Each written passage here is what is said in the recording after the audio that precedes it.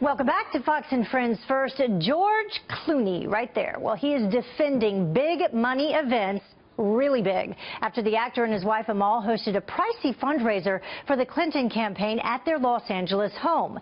Elizabeth Pran has more on the outrage.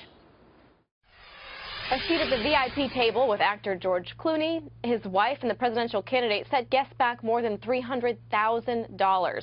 Just attending the event cost closer to $30,000. The next morning, the actor says he agrees with Vermont Senator Bernie Sanders, and the amount of money spent on campaigns is obscene. Yes, I think it's an obscene amount of money.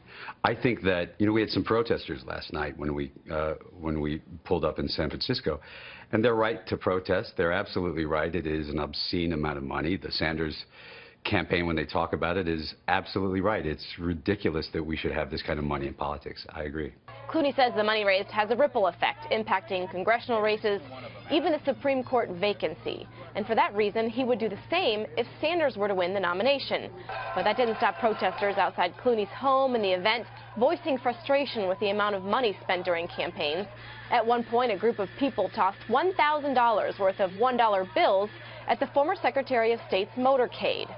The Sanders camp is capitalizing on the discrepancy, releasing an ad revolving around the average donation Sanders has received, which is $27.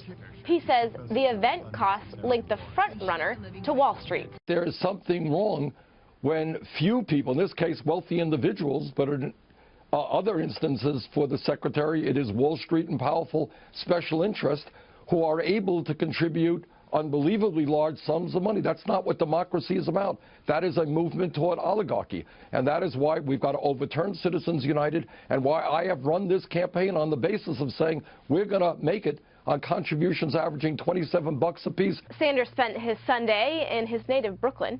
We suspect he'll talk more about Clinton and her donations ahead of Tuesday's primary. Heather, Abby, back to you.